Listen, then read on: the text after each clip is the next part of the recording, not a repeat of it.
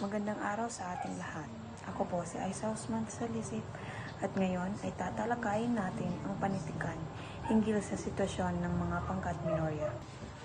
So sa unang bahagi ng ating talakayan, ang introduction, dito ay ang panitikan o literatura, pangkat, sektor ng lipunan. Minorya, maliit na bahagi ng populasyon na kadalasan ay nakakaranas ng diskriminasyon o marginalisasyon. Natatanging pagkakakilanlan. Ang katutubo o minorities ay salitang ginagamit upang ilarawan ang mga pangkat etniko na naninirahan sa isang rehiyon o lugar na sama-sama. Sila ay may koneksyong pangkasaysayan, mga bagay na nag-uugnay at nagbubuklod sa kanila na ipinamamalas nila sa gawi ng kanilang pamumuhay. Matatagpuan sila sa iba't ibang parte ng Pilipinas at may tinatayang 14 hanggang 17 milyong indigenous people na kabilang sa 110 grupo na ethno-linguistic. Ang mga ito ay pangunahing nakatuon sa Mindanao, 61%, at Hilagang Luzon, Cordillera Administrative Region, 33%. Kasama ang ilang mga grupo sa Visayas ayon sa datos ng United Nations Declaration of the Rights of Indigenous People, isang organisasyong nagsusulong na itaguyod at protektahan ang mga karapatan ng mga katutubong mamamayan. Ang United Nations Declaration of the Rights of Indigenous People ay isang organisasyong nagsusulong na itaguyod at protektahan ang mga karapatan ng mga katutubong mamamayan. So, sila yung mga nagpapatupad ng batas para matulungan ang mga katutubong mamamayan. Naglalaman na rin dito ang ilan sa mga karapatan na nakasulat sa kanilang dokumento. Number 1 is karapatan sa sariling pagpapasya. So, katulad ng ibang tao, ang mga mamamayang Pilipino ay may mga karapatang magpasya sa sarili nila, katulad na lang ng paano nila nais mamuhay. May karapatan silang pumili, magpasya ng kanilang iboboto sa politika. Number 2, karapatan sa kultura. Sa ibang tao is may karapatan ng bawat isa sa kanilang kultura. Meron tayong kanya-kanyang kultura. So, dito sa kanila, sa mga katutubong mamamayan, ay may karapatan na mapanatili at palakasin ang kanilang mga sariling kultura, tradisyon, at wika. Number 3, karapatan sa lupa. Ang mga katutubong mamamayan ay may karapatan na magkaroon ng sariling lupain at teritoryo at proteksyon mula sa pagkuha ng kanilang mga lupain. Okay. Karapatan sa pagkikilahok. Katulad ng ibang tao, ang mga katutubong mamamayan ay may karapatan na may karapatan silang pumunta sa mga pagkikilahok o mga gawain, event na nais nilang puntahan o pakilahukan. Tulad na lang ng mga proyekto sa pag-unlad, mga seminar na pangangalaga sa kapaligiran. Diba? Kung nais nilang pumunta sa mga seminar. Number 5, karapatan sa hindi diskriminasyon. Matumal sa atin na kung saan ay ibang tao ay dinidiscriminate nila ang mga katutubong mamamayan. Dito sa karapatan na ito na naisulong ng United Nations Declaration of the Rights of Indigenous People, ay may karapatan sila or bawal silang i-discriminate dahil sa kanilang lahi or kultura na at pinagmulan. Kabilang sa mga pangkat minorya ang Igorot sa Northern Luzon, Lumad, Southern Island of Mindanao, Mangyan, smaller groups in the Central Island. Pangkat minorya. Sa kasulukuyang panahon ay ramdam pa rin ng mga pangkat minorya sa Pilipinas ang pagmamalupit sa kanila kahit pa mayroon ng batas republika bilang 8371 o Indigenous People Right Act Emperor Law ng 1997 at malinaw sa United Nations Declaration of Indigenous Right na ang mga katutubo ay kapantay ng lahat ng tao at kung gayoy nararapat na tratuhin ng walang pagmamataas at walang pagmamaliit. COFRO Act ng 1902. Ayon sa kasaysayan bilang paganda sa planong pagsasarili ng Pilipinas. Inilabas ang COFRO Act ng 1902 nagsasabing kailangan munang magkaroon ng pambansang census sa Pilipinas upang malaman ang bilang ng mga Pilipino bago maganap ang halalan.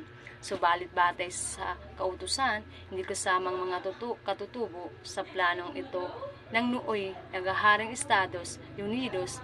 Nilimitan lamang nila ang nasabing pulisya sa mga grupong Kristiyanong tagapaggaya ng Bicolano, Ilocano, Kapampangan, Pangasinan, Tagalog, Bisaya at Sambalan dahil sila lamang ang ganap na sibilisado, Gilogo 2019.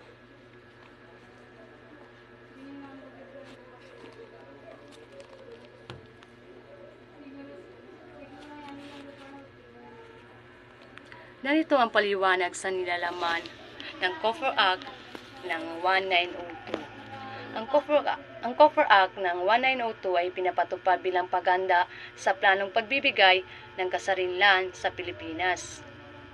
Ang batas na ito ay nagtakda ng kailangan magsagawa muna ng isang pambansang census upang malaman ang bilang ng populasyon ng mga Pilipino bago idaos ang halalan. Gayunpaman, ang batas ay mga limitasyon hindi sinamang mga katutubo sa plano dahil tinuturing ng mga Amerikano na sila hindi ganap sa sibilisado. Ang batas ay nalimathan lamang sa mga Kristiyanong grupo mula sa mga relihiyon tulad ng Bicolano, Ilocano, Kapampangan, Pangasinan, Tagalog, Bisaya at Zambales. Pinapakita nito ang layunin ng COFRO Act ng limitadong mga lugar na grupong itinuturing ng pabor sa mga Amerikano noong panahon ng kolonyalismo, ang pantay sa representasyon sa iba pang mga Pilipino, partikular sa mga hindi Kristiyano or katutubo.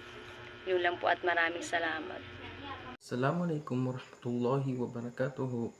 Magandang tanghali sa inyong classmates, lalong-lalo na sa inyong ma'am. Ako po si Firdausi M. Sali, BSCS 2B. Ang aking tatalakayin ngayong araw ay panitikan hinggil sa pananawagan ng MPPM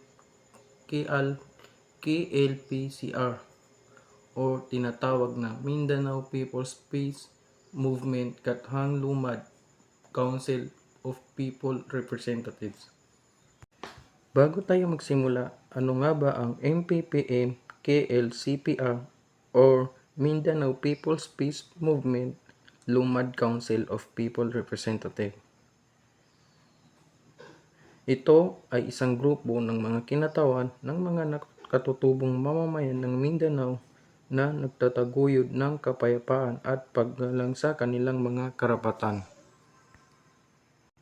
Pananawagan ng MPPM KLCPR, matatandaan noong 2015 ay nagkaisang nanawagan ang mga kasapi ng Katauhang Lumad Council of People Representative ng Mindanao People's Peace Movement na itigil na ang labis na pananamantala at panunupil sa kanilang mga karapatan sa gobyerno.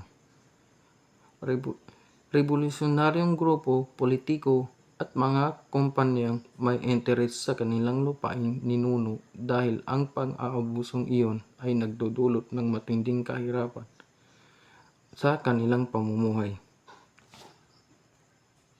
Ayon sa nasabing grupo, ang patuloy na pagwasak sa kanilang mga lupain sa pamamagitan ng malawakang pagmimina, pagtutroso, plantasyon, ranso at iba pang proyektong puwersahang pumapasok sa kanilang mga lupain ay nangangahulugan na patuloy ring pagwasak sa pamumuhay, pagkatao at kinabukasan ng kanilang salinlahi. Ang panawagan ng MPPM-KLCPR ay isang malakas na pananawagan ng mga katutubong mamamayan ng Mindanao, partikular ang mga lumad, para sa pagtigil sa pag-aabusong nararanasan nila. Narito ang 5 pangunahing punto ng kanilang pananawagan. Ang unang-una ay pagkakaisa. Noong 2015, nagkaisa ang mga kasapi ng Katuwang Lumad Council of People Representative o KLCPPR ng Mindanao People's Peace Movement MPPM para magsalita laban sa pang-aapi. Pangalawa, pang-aabusong nararanasan.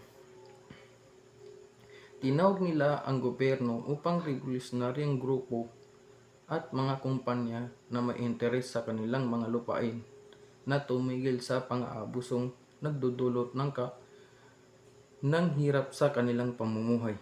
Pangatlo, pagwasak sa lupain. Ang malawakang pagmimina, pagtutroso, plantasyon at ranso ay sumisira sa kanilang mga lupain at nagdudulot ng panganib sa kanilang kinabukasan. Pang-apat, pagwasak sa pamumuhay. Ang pagkasira ng kanilang mga lupain nangangahulugan ng pagwasak sa kanilang pamumuhay, kultura at pagkakalinlang bilang mga lumad. Ang pahayag na ito ay ginawa ng mga lumad noong ka-18 ng anibersaryo ng Indigenous People Rights Act IPRA noong Oktubre 29 noong 2015. Ito ay isang malakas na pahayag na nagpapahayag sa kanilang pagmamahal at pag-aalaala para sa kanilang mga lupain at kultura. Sa madaling salita, ang panawagan ng MPPM-KLCPR ay isang pananawagan para sa paggalang sa mga karapatan ng mga katutubo para sa proteksyon ng kanilang mga lupain at para sa isang mas mahusay na kinabukasan para sa kanilang mga susunod na henerasyon. Ang pang-apat na aking tatalakayin, ang mga Aita at New Clark City. Ang New Clark City o Clark Green City na proyekto ni dating Pangulong Benigno Aquino III sa ilalim ng Public-Private Partnership na ipinagpatuloy ni dating Pangulong Rodrigo Duterte ay isa sa mga proyektong pumapasok sa lupang katutubo. Dahil doon, nanganganib na mapalayas sa kanilang lupang ninuno ang higit 20,000 katutubo na magsasaka sa pangkalahatang kalihim ng Aita Tribal Association. Hindi na bago ang problemang dala ng Clark Green City na kakain halos 10,000 hektaryeng lupain katutubo. Ang New Clark City o Clark Green City ay isang malaking proyekto na naglalayong bumuo ng isang modernong lungsod sa Flood-Free Port Zone sa Tarlac. Ang proyekto ay nagsimula noong panahon ni dating Pangulong Benigno III sa pamamagitan ng Public-Private Partnership o tinatawag na PPP at pinagpatuloy ni dating Pangulong Rodrigo Duterte. Ang problema ay ang proyekto ay nakakaapekto sa mga lupain ng mga katutubong Aita.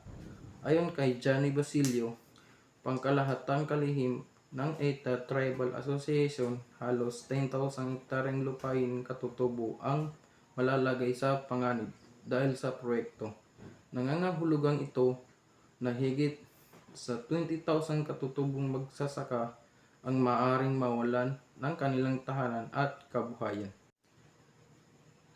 Ang pangyayaring ito ay nagpapakita ng isang lumang problema sa Pilipinas, ang pagkuha ng mga lupain ng mga katutubo para sa mga malalaking proyekto. Ang mga katutubo ay madalas na hindi nakakakuha ng tamang kompensasyon o konsultasyon bago makakuha ang kanilang mga lupain. Ang mga AITA at New Clark City.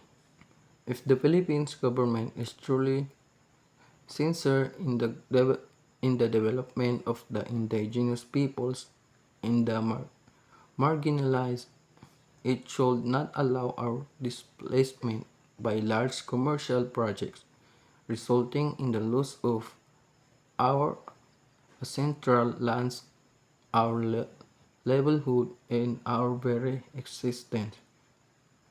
Fanagel said, the Philippine government should uphold our territories and not relegate our ancestral lands to a mere commodity for business and profit, Fanagel said.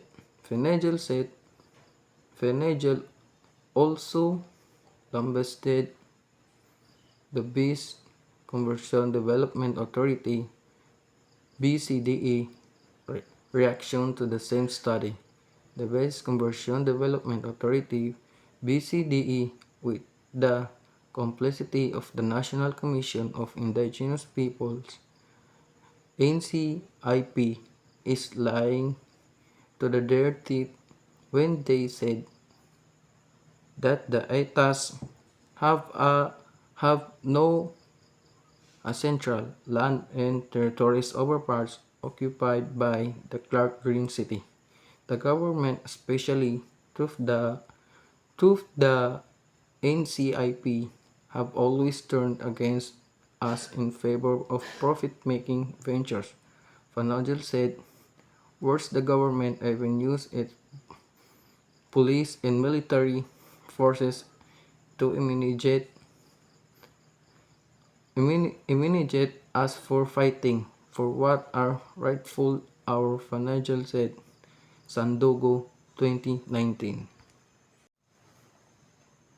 Ang sinabi ni Fanagel ay isang matinding pananawagan sa gobyerno ng Pilipinas. Narito ang pagpapaliwanag ng kanyang mga sinabi.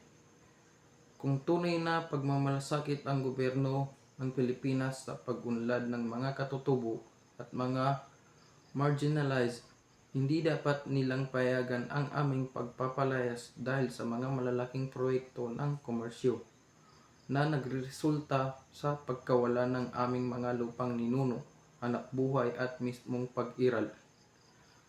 Ang mensahe dito ay tungkol sa pag-aalala ng mga katutubo, partikular ang mga AITA, na mawawalan sila ng tahanan at paraan ng pamumuhay dahil sa proyekto tulad ng Clark Green City. Ang mga katutubo ay nagsasabi na ang kanilang mga ninuno ay nagmamay-ari ng mga lupain ito at ang pag-aalis sa kanila ay nangangahulugan ng pagkawala ng kanilang pagkakakilanlan at kultura.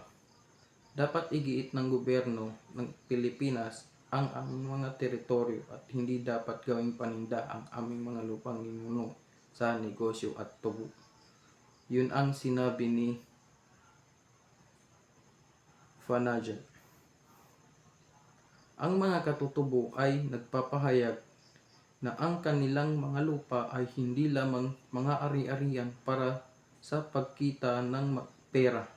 Ang mga ito ay sagradong lugar na may malalim na kahalagahan sa kanilang kultura at kasaysayan. Ang Basis Conservation Development Authority o BCDA kasama ang pakikipagsabuatan ng National Commission of Indigenous People o NCIP ay nagsisinungaling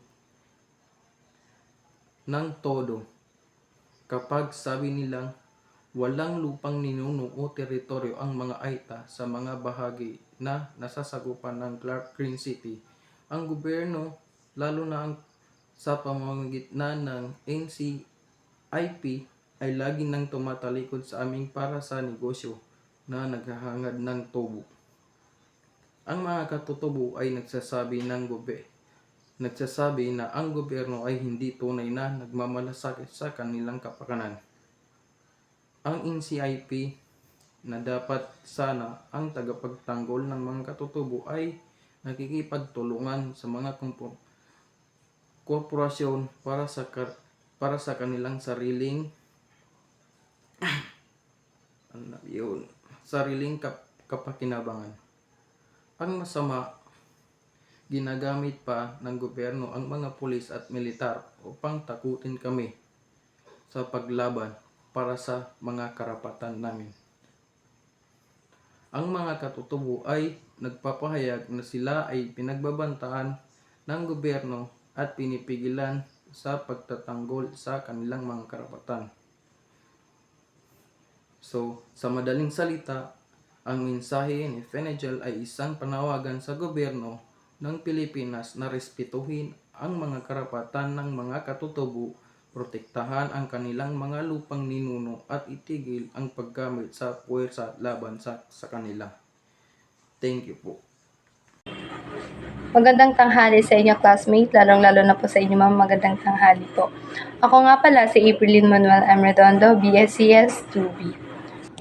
Ang aking tatalakayin ay patungkol sa panitikang pangkat ng minorya.